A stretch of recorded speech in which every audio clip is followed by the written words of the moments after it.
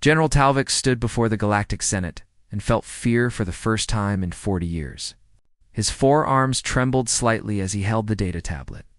Around him, delegates from 47 species filled the massive hall.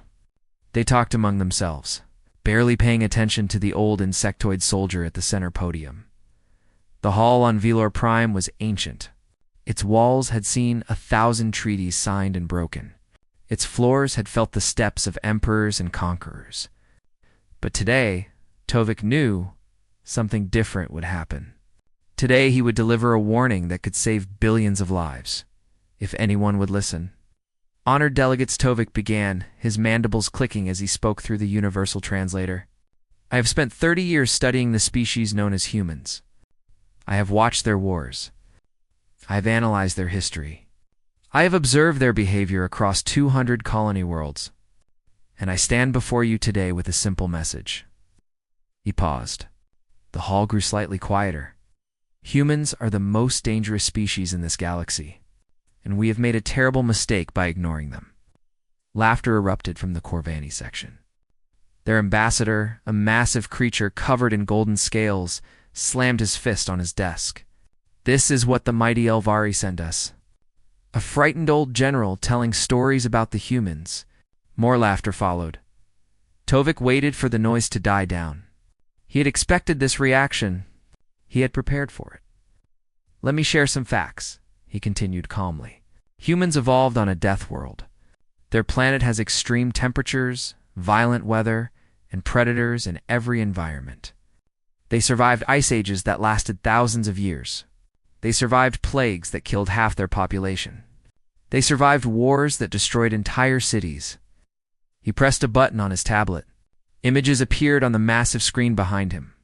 Their bodies are remarkable. They can heal from wounds that would kill any of us. They can run for hours without stopping. They can survive for weeks without food. They feel pain but continue fighting. They lose limbs but refuse to die. The Fenari High Arbiter, an elderly reptilian named Malos, raised a clawed hand. General, these are interesting biological facts, but humans are a minor species. They control perhaps 300 worlds. The Corvani Empire alone has 12,000. Why should we fear them? Tovik nodded slowly. Because numbers do not tell the whole story, High Arbiter. Let me explain what makes humans truly terrifying. He changed the image on the screen. It showed a human family with a large four-legged animal. Humans took wolves, one of the deadliest predators on their world, and turned them into loyal companions. They call them dogs. These animals will die to protect their human families. Humans did this through patience and kindness over thousands of years. Another image appeared. A human drinking a dark liquid. This is coffee. It contains a chemical that would kill most species in this room. Humans drink it every morning for pleasure. They also consume alcohol, capsaicin, and dozens of other poisons recreationally. The laughter had stopped now. Some delegates leaned forward in their seats. But these are not the reasons I fear them, Tovik said, his voice dropping lower. I fear humans because of how they fight. He showed footage from human history. Ancient battles. Modern conflicts. Space engagements. Most species fight for territory, for resources, for survival. Humans fight for these things too. But they also fight for ideas, for honor, for revenge, for love. They will cross the galaxy to save one person they care about. They will sacrifice millions to protect a principle they believe in. He turned to face the Corvani section directly. 3 months ago, a Corvani warship destroyed a human colony vessel. The ship was unarmed. It carried 12,000 civilians, families, children. They were traveling to start a new life on a frontier world. The Corvani ambassador shifted uncomfortably. That was a military action. The ship entered restricted space. The ship was lost, Tovik replied. Their navigation systems failed. They sent distress signals. Your warship ignored those signals and opened fire. Silence fell over the hall. I have studied human responses to such events, Tovik continued. When humans lose people they love, they do not forget. They do not forgive. They do not stop until they have answered the wrong done to them. Your empire has just killed 12,000 of their people, Ambassador. And I promise you this, they will respond. The Corvani ambassador laughed again, but it sounded forced. What can they do? Send their tiny fleet against our armada? We would crush them in days. Tovik shook his head sadly. You do not understand. You see their small numbers and think them weak. But humans do not fight the way we fight. They are creative. They are relentless. They adapt to any situation, and they never, ever give up. He looked around the hall one final time, begged the Senate to intervene, pressure the Corvani to apologize, pay reparations. Do something before it is too late. Because if humanity decides to go to war, I do not know if any of us can stop them. The hall erupted in arguments. Delegates shouted at each other. The Corvani stormed out in anger. The session dissolved into chaos. Through it all, Tovik noticed one person who had not moved. In the small human section, a woman sat alone. She had dark hair and calm eyes. Her uniform identified her as Admiral Kira, Earth's military representative. She had not spoken during the entire session. She had not reacted to any of the insults. She simply watched everything with a slight smile on her face. After the session ended, Tovik approached her. His guards tried to stop him, but he waved them away. Admiral? He said quietly. You know everything I said is true. Kira stood up slowly. She was small compared to him, barely reaching his chest. But something in her eyes made Tovik want to step back.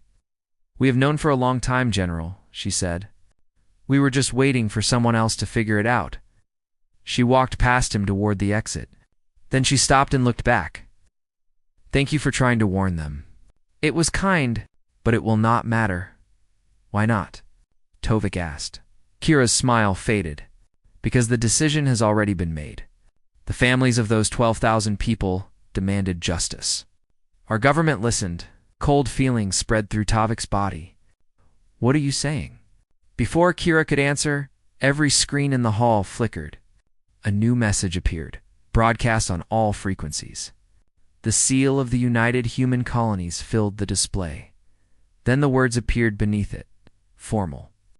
Declaration of war against the Corvani Empire. Tovik turned back to Kira, but she was already gone. Around him, delegates scrambled in panic. The Corvani ambassador screamed orders into his communicator. The Fenari called for emergency sessions, but Tovik just stood there, staring at the screen. The galaxy had not listened, and now it was too late. Humanity had declared war. Warlord Grek stood on the bridge of his flagship and smiled. The Corvani battle fleet stretched across the darkness of space like a wall of golden death. 2,000 warships, 50 carriers, 100,000 fighters ready to launch. The humans would come here to the Thyrax system. They had to. It was the only path into Corvani space. Grek had studied galactic warfare for centuries. Every species followed the same rules. You gathered your fleet. You met your enemy in open battle. You crushed them with superior numbers. The humans had perhaps 300 warships in their entire military. Grek had more than that in this single system. 3 weeks, his aide reported. No human ships detected, Grek nodded. They are gathering their forces. Preparing their fleet? Let them come. We will teach them what happens when insects challenge an empire. He returned to his quarters to wait. Victory was certain. It was only a matter of time. On the other side of the galaxy, Captain Taezung stood in the command center of the stealth carrier. Pale Horse. The ship was small compared to Corvani vessels. It held only 500 crew members. But it carried something the Corvani did not know about. Full drive is charged, Lieutenant Yuna reported from her station. All systems ready. Taesung looked at the holographic map floating before him. It showed the entire Corvani Empire. Thousands of systems, millions of ships, billions of soldiers, and behind their great battle fleet, nothing but supply lines. You know, Yuna said quietly, the Corvani expect us to fight them at Thyric. Every other species would. We are not every other species, Taesun replied. He touched the picture he kept in his pocket. His sister had been on the colony ship. Her 2 children had been with her. They were among the 12,000. "Begin the operation," he ordered. The pale horse vanished from normal space. It reappeared 300 light-years away, directly behind the Corvani battle lines. Alarms blared on Corvani sensor stations, but by the time they reported the contact, the human ship was already gone. In the next 12 hours, 27 human vessels appeared across Corvani space. They did not attack cities. They did not bomb planets. They targeted something much more important. Fuel depots exploded in silent fireballs. Communication relays went dark. Supply convoys vanished without sending distress signals. Repair stations were disabled with surgical precision. On the bridge of his flagship, Warlord Grek received the reports with growing confusion. "What do you mean our supply line is cut?" he demanded.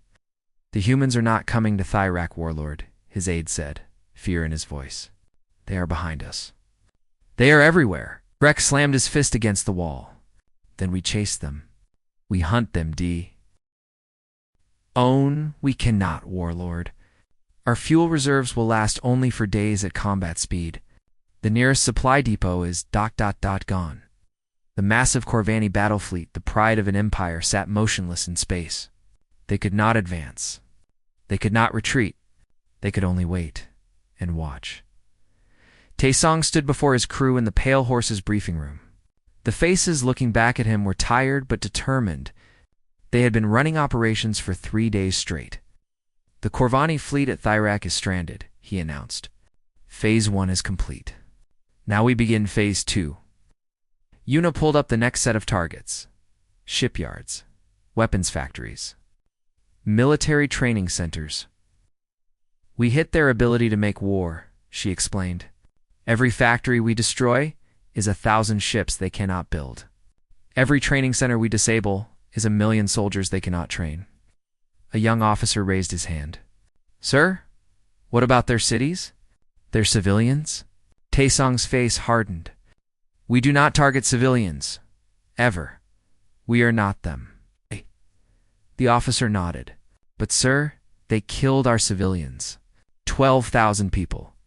And that is exactly why we will not do the same," Taesun replied. "We are fighting this war so that no one ever thinks killing innocent humans is acceptable. If we become monsters to win, we lose everything we are fighting for." He looked around the room. "We will break their military. We will destroy their ability to threaten us. But we will not murder children because their government committed crimes. Is that understood?" Every crew member nodded, double quotes. "Good. Begin Phase 2.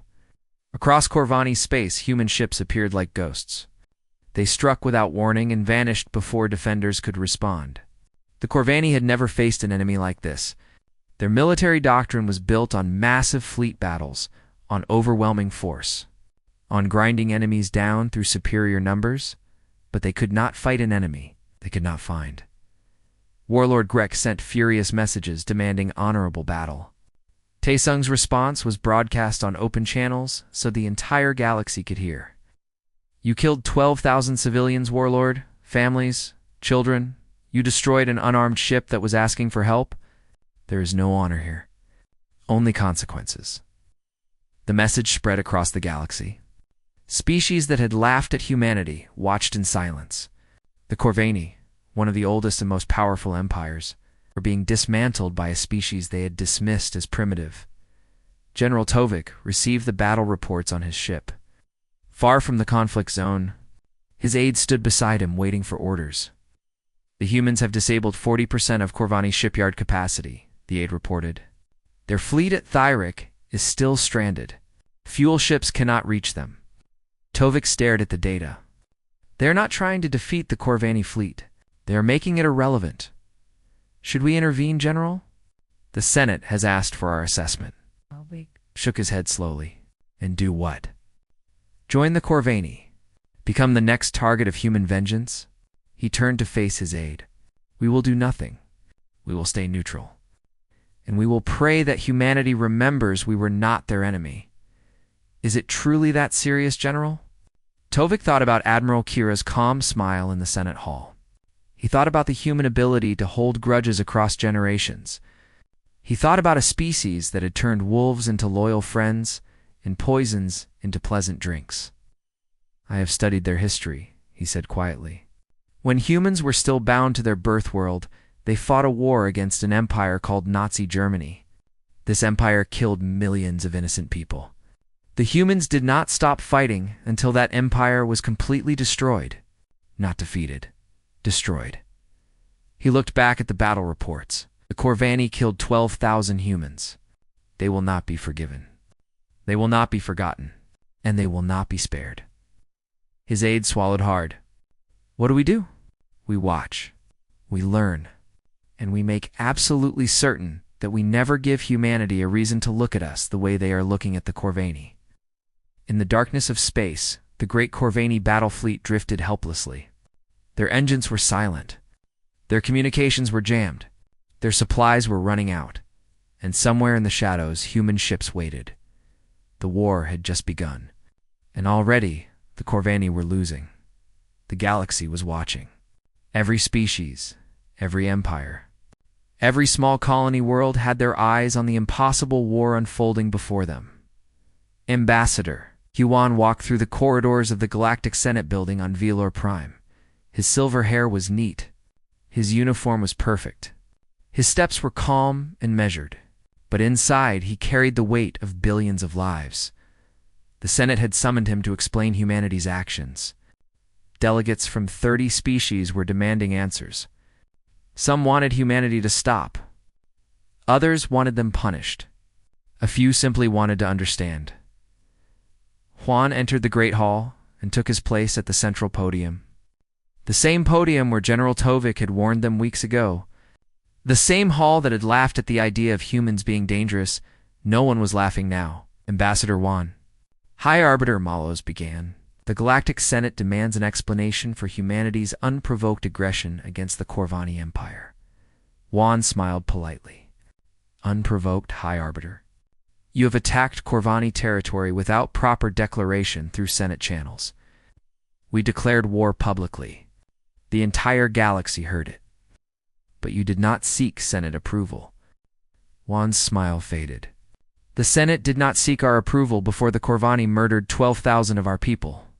The Senate did not intervene when we begged for justice. The Senate laughed when General Tovik warned you what would happen. He looked around the hall slowly. It's for 300 years humanity has asked for nothing but peace. We traded fairly.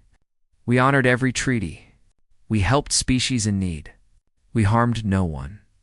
His voice grew harder, and in return, the Corvani murdered our children, our families, our future. The Fenari ambassador stood up. The Corvani have agreed to pay compensation. Surely that is enough. Compensation? Huan repeated the word like it tasted bitter. They offered us money for the lives of our people, as if human lives have a price. Every species pays blood money for accidents of war. This was not an accident. Huan pressed a button on his podium. The great screen behind him lit up with images. The colony ship Bright Tomorrow sent 14 distress signals. Each one was received by the Corvani warship. Each one was ignored. Then they opened fire. Images changed. Faces appeared. Men, women, children, thousands of them. These are the people who died. Jamin, age 7. He wanted to be a pilot. Sumin, age 32. She was a doctor. She was pregnant with her first child. Do you want me to continue? I have 12,000 names. I have 12,000 stories. I have 12,000 reasons why humanity will not stop. The hall was silent. We did not start this war, Huan said finally, but we will finish it. Far from the political battles, on a small colony world called New Busan, a teacher named Daeho gathered his students around a screen. They were young, mostly between 8 and 12 years old. The war felt very far away, but it was all anyone could talk about. Teacher, a small girl asked, are we going to be okay? Daeho knelt down to her level. He looked at the frightened faces around him and felt his heart ache. These children should be worried about homework and games, not wars and death. Let me tell you something about humans, he said gently. A long time ago, our ancestors lived on a planet called Earth. It was a dangerous place. There were animals that could eat us, weather that could kill us, diseases that could wipe out whole cities. The children listened with wide eyes. But we survived. You know why? Because we take care of each other. When someone is in danger, we help them. When someone hurts us, we stand together. We never abandon our own people. He pointed to the sky. Right now, our soldiers are out there protecting us. They are fighting so that no one ever thinks they can hurt our families again. And they will win. Not because we have the biggest ships or the most weapons, but because we are humans, and humans never give up. The small girl smiled a little. Promise. Deho hugged her. I promise. In the palace of Korvax Prime, Empress Velith stood before a window that showed her dying empire. Reports flooded in every hour. Another shipyard destroyed. Another supply convoy lost. Another military base gone dark. The humans were not invading. They were not conquering. They were simply removing her empire's ability to fight. Your Majesty, her advisor said carefully, perhaps we should seek allies. Velith turned to look at him. Her golden scales had lost their shine. Her ancient eyes were tired. I have sent messages to every major power in the galaxy, she replied. No one answers. Surely the Fenari Federation. Fenari are neutral. They fear the humans more than they fear us. The Elvari Dominion. General Tovik has already made his position clear. His species will not help us. The advisor fell silent for a moment. There must be someone. Velith laughed bitterly. Don't you understand? The galaxy has done the calculation. The humans have not attacked anyone who has not attacked them first. Every empire, every federation, every minor species is thinking the same thing. If we stay out of this, we are safe. She turned back to the window. We are alone, and we have no one to blame but ourselves. In the darkness of space, General Tovik's ship drifted quietly outside the war zone. He had received hundreds of messages asking for his analysis. Species wanted to know if they should intervene, if they should worry, if humanity was a threat to them. His communicator buzzed. A private channel. He recognized the encryption immediately. Admiral Kira's face appeared on the screen. General, she said calmly, I have a proposal for you. Tovik leaned forward. I am listening. We know the Elvari have intelligence on Corvani fleet movements. Your spy networks are excellent. We want that information. And in exchange, a guarantee. If the Elvari stay neutral, humanity will not consider you an enemy. Not now, not ever. Tovik considered the offer. It was reasonable. More than reasonable. Why are you offering this? He asked. You could win without our help. Kira nodded. We could, but this way is faster. Less of our people die. Less of their people die. We are not monsters, General. We do not enjoy killing. We simply want this to end. Tovik studied her face. He had analyzed humans for 30 years. He could usually read their emotions. But Kira was different. She was completely calm, completely controlled. What happens after you win?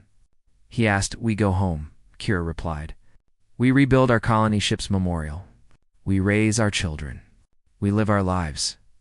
You will not take Corvani territory. We don't want their territory. We never did. We just want to be left alone. Tovik made his decision. I will send you the intelligence. And the Elvari will remain neutral. Kira smiled slightly. Thank you, General. When this is over, perhaps your people and mine can be friends. I would like that, Tovik said honestly. The communication ended. Tovik sat in the darkness of his quarters and thought about everything he had learned. Humanity was not building an empire. They were not seeking power or conquest. They were simply sending a message to the entire galaxy. If you hurt us, we will answer. If you leave us alone, we will be your friends. The choice is yours. He hoped the rest of the galaxy was paying attention. The war was 2 months old. The Corvani Empire was breaking. Admiral Sunwu stood on the bridge of the command carrier Soul's Light and watched the latest reports scroll across his screen. 60% of Corvani shipyards destroyed. 90% of their communication network disabled. Their great battle fleet still stranded at Thyrak, slowly running out of supplies. Victory was close. He could feel it. Then the emergency signal came. "Admiral," his communications officer said urgently, "we have intercepted a Corvani transmission. Priority 1 encryption." We just cracked it. Sungwoo's blood went cold as he read the contents. Empress. Velith had authorized the activation of something called the Void Hammer, an ancient weapon from a forgotten war. A planet killer, and its target was Earth. How long until they can fire it? Sungwoo demanded. "The weapon needs 24 hours to charge. It is located in a fortified bunker on Korvax Prime itself. Can we reach it with our ships?" The officer shook his head. "The bunker is underground. Our weapons cannot touch it. We would need a ground team." Sungwoo closed his eyes. Korvax Prime was the most heavily defended world in the Corvani Empire. Sending a ground team there was essentially a death sentence. But if they did not, Earth would die. "Get me Sergeant Mina," he ordered, "and prepare the dropships." Sergeant Mina was 34 years old. She had served in the human military for 12 years. She had led ground operations on 15 different worlds. She was considered one of the best infiltration specialists in the entire fleet. When Admiral Sungwoo explained the mission, she did not hesitate. "We'll need a small team," she said. 12 people maximum. Any more and we will be detected." "Sergeant, I need you to understand something." Sungwoo's voice was heavy. "The chances of survival on this mission are very low." Mina smiled slightly. "Admiral, the chances of Earth surviving without this mission are 0. That makes my decision simple." She gathered her team in the dropship bay. 11 soldiers, all volunteers. Among them was Private Jiho, the youngest member at only 22 years old. His hands trembled slightly as he checked his equipment. Mina walked over to him. "First ground mission." Jiho nodded. "Yes, Sergeant. I joined after the colony ship was destroyed. My cousin was on board. You do not have to do this. No one would blame you for staying behind." Jiho looked up at her. His eyes were scared, but his voice was steady. "My cousin had a daughter. She was 5 years old. She loved to draw pictures of spaceships." He swallowed hard. "I am going." Mina put a hand on his shoulder. "Stay close to me. Do what I say. And we will get through this together." The dropships launched. They used every stealth technology humanity possessed. They flew through gaps in the Corvani defense network that should not have existed. Thanks to General Talvik's intelligence, they landed 2 kilometers from the bunker entrance. The next 3 hours were the longest of Mina's life. They moved through the darkness, avoiding patrols, disabling sensors, eliminating guards silently. Every step brought them closer to their target. Every moment felt like it could be their last. They lost their first soldier at the outer perimeter. A patrol appeared from nowhere. The soldier pushed Jiho out of the way and took the shot himself. He died without making a sound. They lost 2 more in the tunnels. Automated defenses. Impossible to avoid. The soldiers triggered them deliberately, giving the others time to pass. By the time they reached the weapons core, only 6 remained. Mina, Jiho. For others, the Void Hammer was massive. It filled a chamber the size of a small city. Energy crackled around its core as it charged.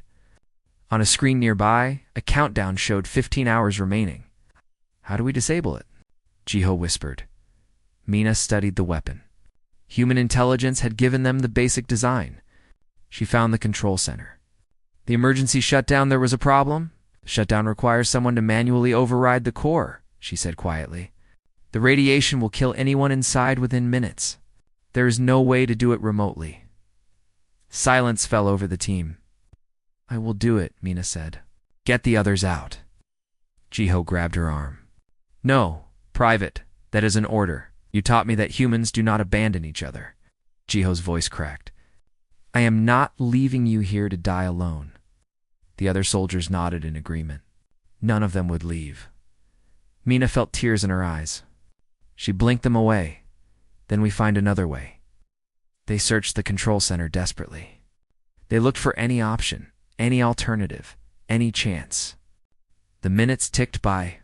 The countdown continued. Then Jiho found something. "Sergeant, look at this." He'd found an old maintenance manual. Corvani writing, but the pictures were clear enough. There was a secondary shutdown, a cooling system failure that would force the weapon to deactivate automatically, but triggering it required accessing a panel on the opposite side of the chamber. "Through the radiation zone." "I can do it," Jiho said. "I am the fastest runner. I can get there and back before the radiation kills me." Mina shook her head. "The exposure will still be severe. You could die anyway. Could die is better than will die." Jiho smiled weakly. "Besides, I promised my cousin I would protect her daughter's future. Earth is that future." Before Mina could stop him, Jiho ran. He sprinted through the radiation zone. Alarms blared. His suit's warning system screamed. He could feel the heat burning through his skin, but he kept running. He reached the panel. His fingers were shaking. His vision was blurring. He found the cooling system controls. He triggered the failure. The void hammer groaned. The energy around its core flickered.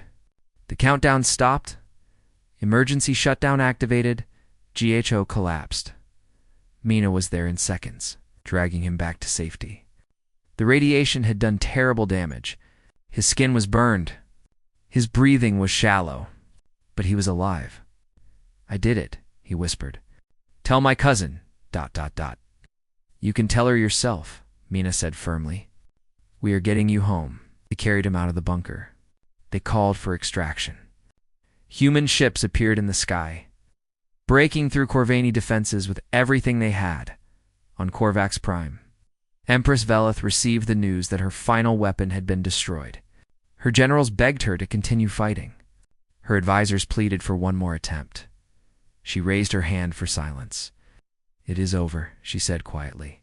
"We have lost, Your Majesty," a general protested. "We still have soldiers. We still have ships. We can fight." Velith looked at him with ancient, tired eyes. "I wanted to destroy their world because I could not defeat their people. And even that failed." She sat heavily on her throne. "What have we awakened? What kind of species are they?" No one had an answer.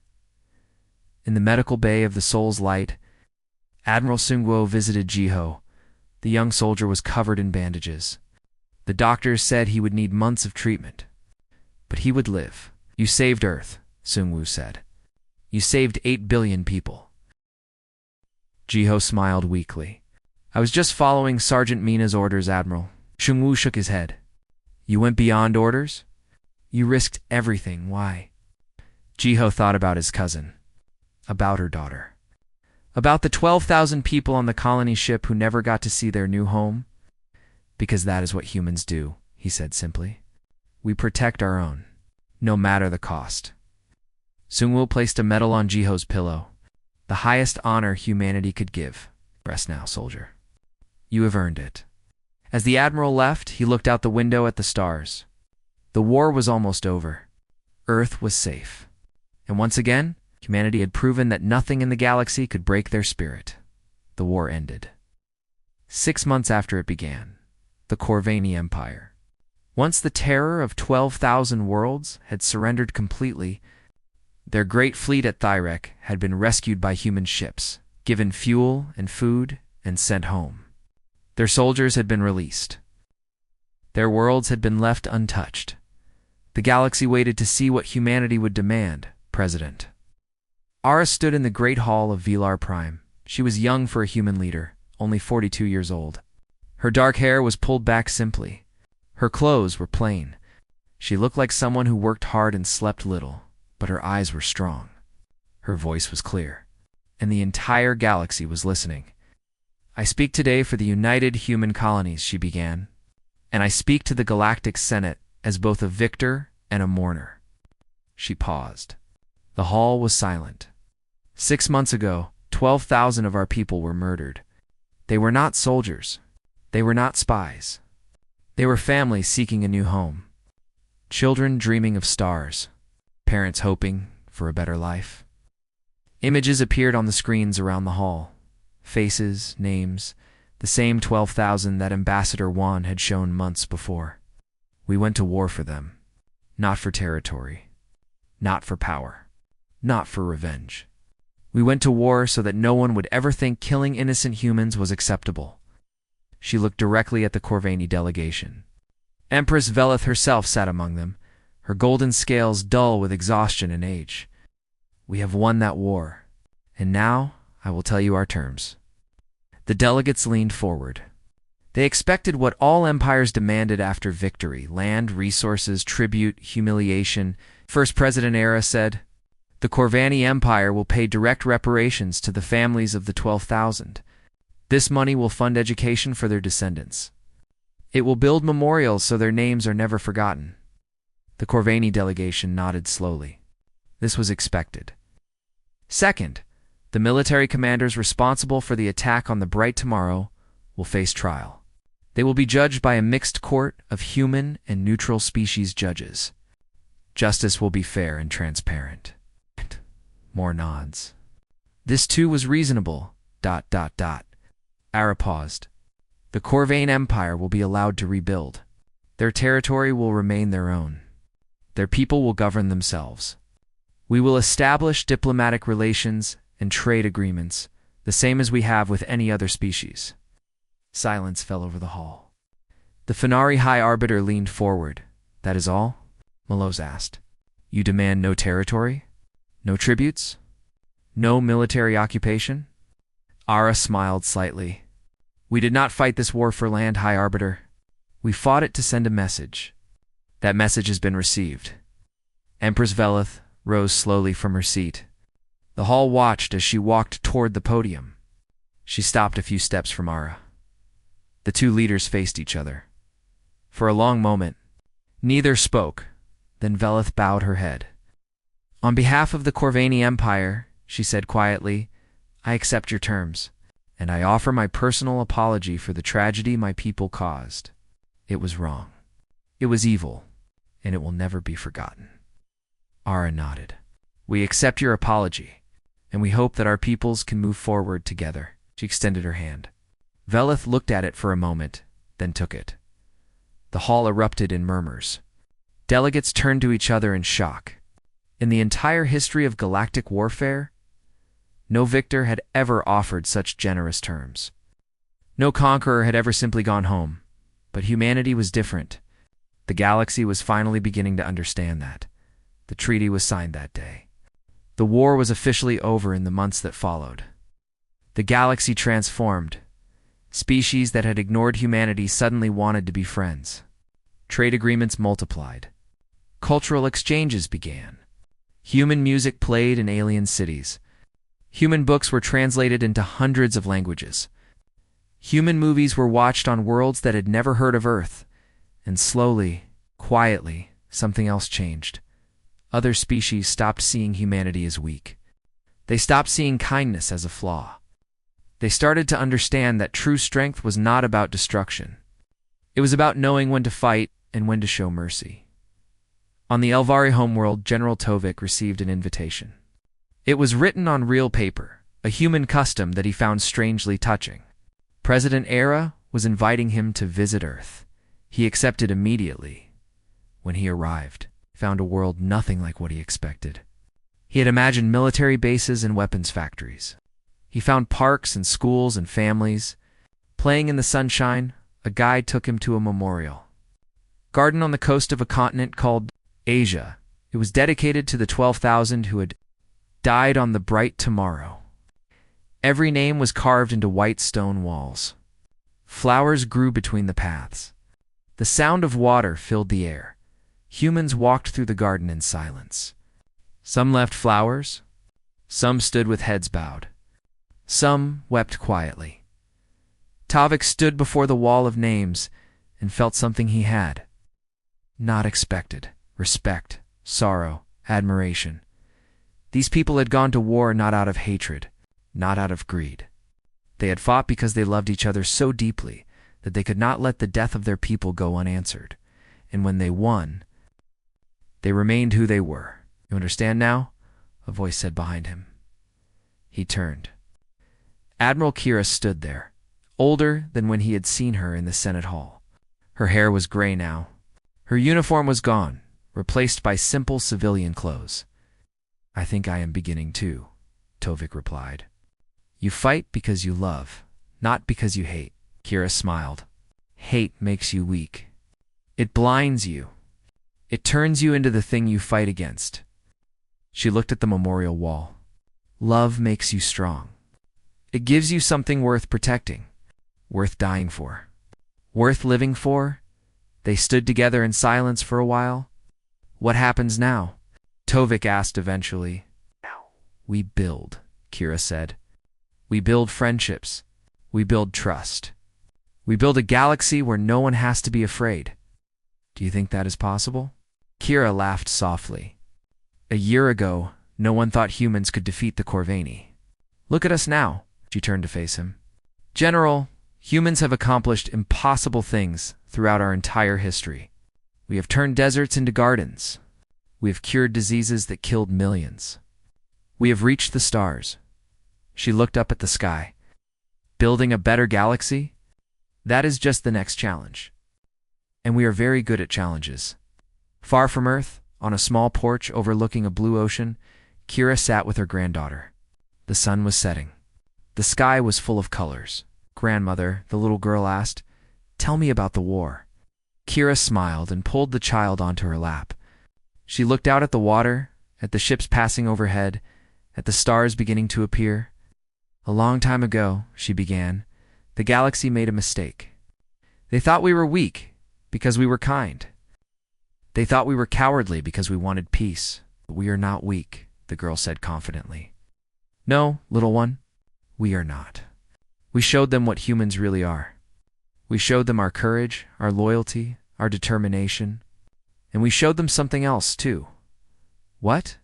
Kira kissed the top of her granddaughter's head. "We showed them mercy. We won the war, but we did not become cruel. We did not take what was not ours. We went home and lived our lives and loved our families." The girl thought about this for a moment. "Is that why the aliens are our friends now?" "Partly," Kira agreed. "They learn that we are dangerous when threatened, but peaceful when respected. They learn that the best way to deal with humans is simply to be kind. What if someone is mean to us again?" Kira smiled a grandmother's smile, warm and gentle, and somehow a little dangerous. "Then they will learn the same lesson the Corvani learned, little one. Never hurt what a human loves, because we will cross the entire universe to make it right." Above them, ships from a dozen species flew through the evening sky. Human and alien vessels, traveling together, trading together, living together. The war was over. The lesson had been taught, and humanity, as always, looked toward the future.